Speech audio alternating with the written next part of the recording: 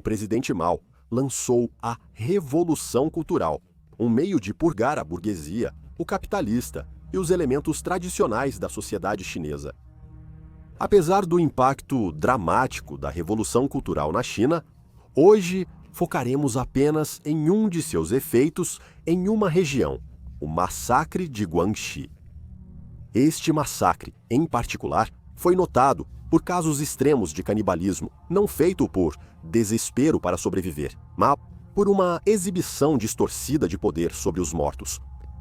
Acredita-se que cerca de 100 mil a 150 mil pessoas foram massacradas ao longo de um período de 9 anos, mortas enquanto a guerra civil se desenrolava ao fundo da Revolução Cultural.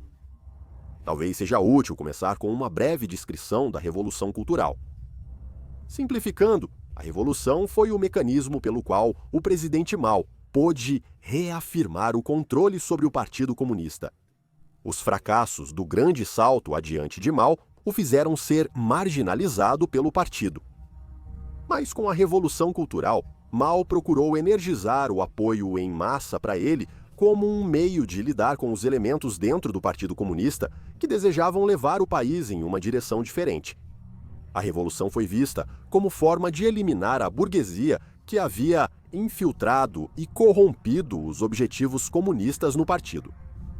Os Guardas Vermelhos, um paramilitar de estudantes leais à visão de Mao, logo começaram a se formar pelo país depois que Mao apoiou publicamente um desses grupos de estudantes. Museus, livros, arte e túmulos de antigos líderes chineses foram destruídos por esses grupos.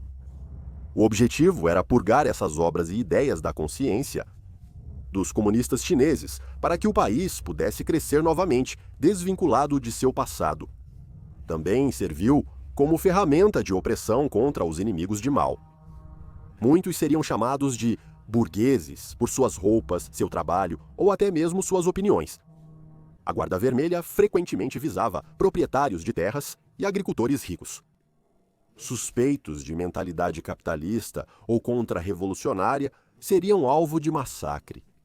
A polícia acabou proibida de intervir na violência da Guarda Vermelha, considerada uma luta.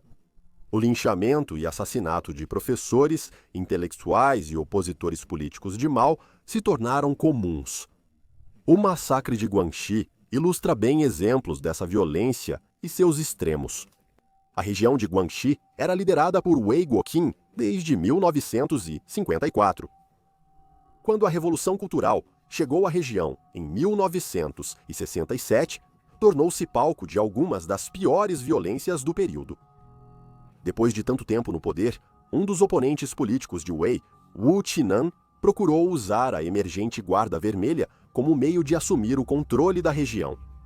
As duas facções seriam conhecidas como Comando da Aliança, ou Grande Facção.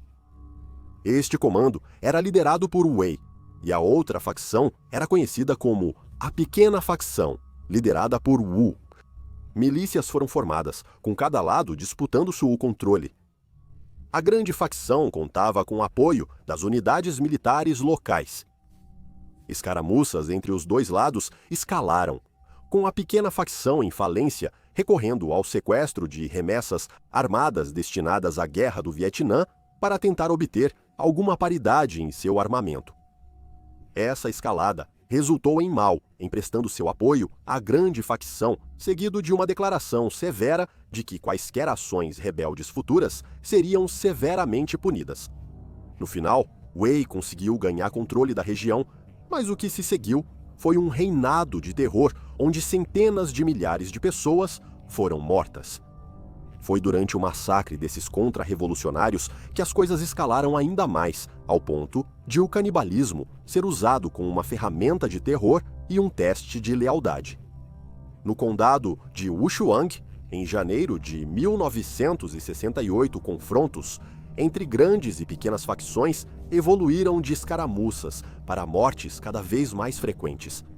Em abril de 1968, um novo conselho revolucionário foi criado para reduzir a divisão entre facções.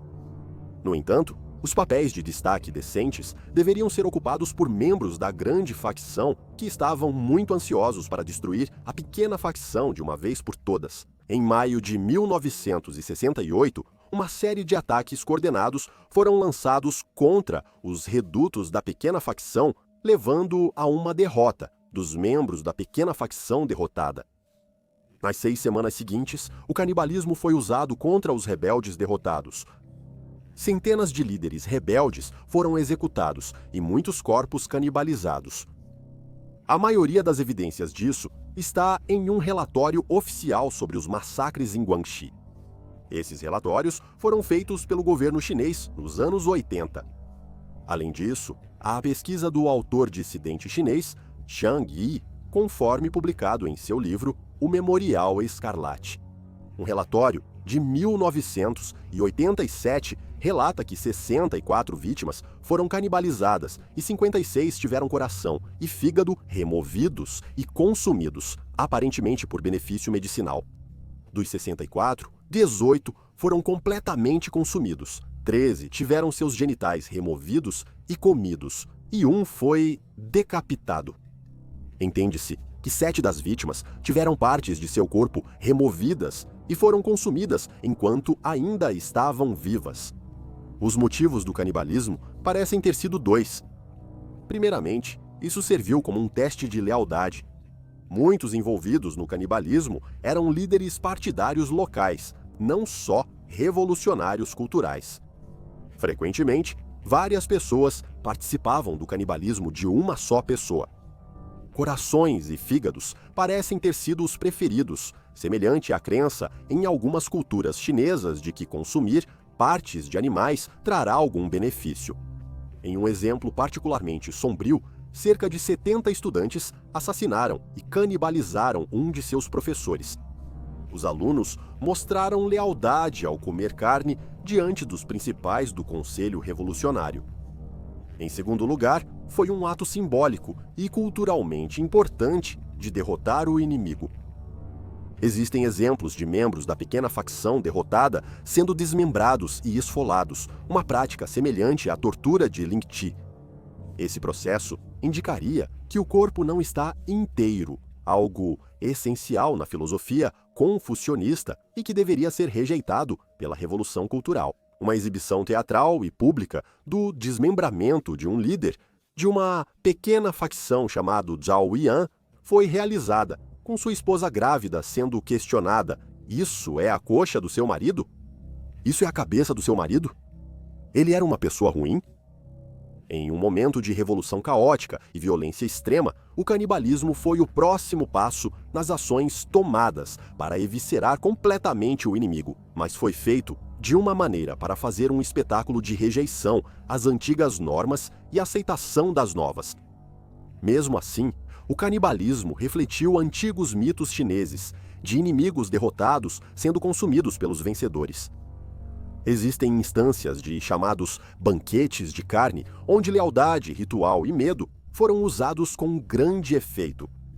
Uma razão-chave para a realização desses banquetes seria uma maneira de distribuir a culpa, não deixando-a apenas com aqueles que estavam realizando as execuções. A responsabilidade comunitária era imposta, o que significa que quaisquer investigações subsequentes que pudessem ser realizadas resultariam em pessoas não dispostas a se incriminar. No condado de Binyang, cada família tinha que fornecer uma pessoa para esses atos, envolvendo todos na cumplicidade. Como observação perturbadora, só uma vítima de canibalismo no relatório oficial era mulher. O relatório destaca como um professor consumiu a carne de uma bela estudante para fins medicinais. Por comer a mulher, ele foi considerado louco pelos outros que se envolveram em canibalismo.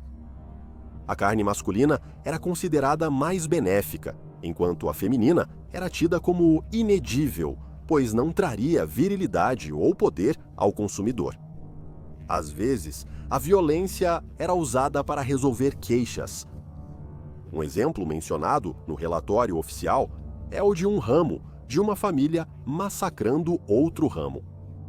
Usando o poder político da milícia, o ramo da árvore de ameixa da família Li fez sérios ensaios contra as mulheres do ramo da árvore de pera da mesma família. Isso foi seguido pelos homens do ramo da árvore de pera sendo amarrados com corda e levados ao mercado, como se fossem gado. Lá, os homens foram mortos a espancamentos, dissecados e tiveram genitais e fígados retirados. Seus restos foram jogados em um rio próximo. As mulheres Petri foram forçadas a casar e perderam toda a propriedade para as árvores de ameixa.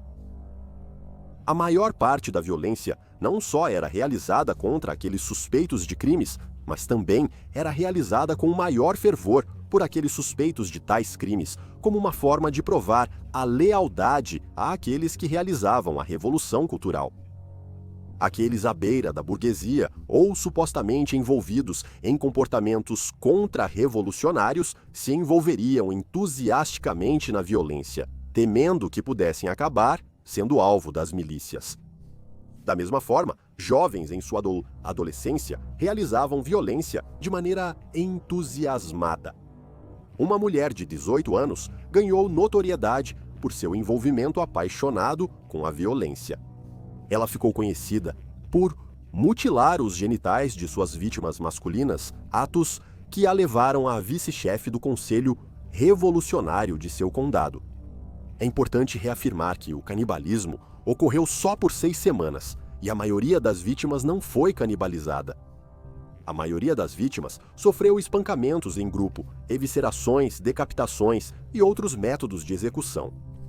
Em Guangxi, relatórios oficiais estimam cerca de 100.000 mortos na Revolução Cultural, enquanto outras fontes sugerem até 200.000 ou mais.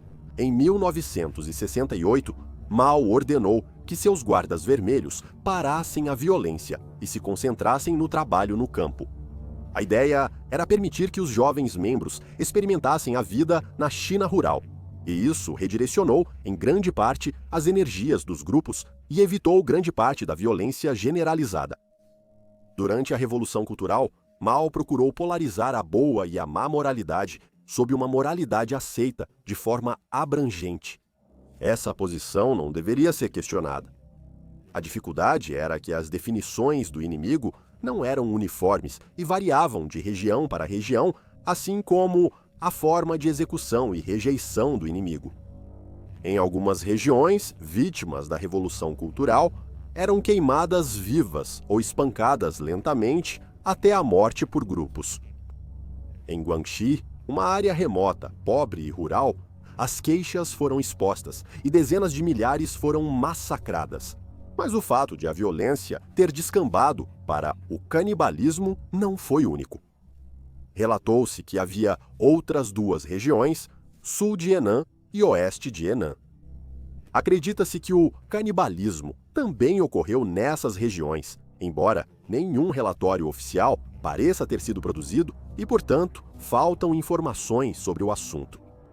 Mas, contra o pano de fundo de uma guerra civil e com a insistência da liderança comunista em Pequim, o ato de destruir o inimigo do povo permitiu que até os atos mais extremos parecessem justificáveis.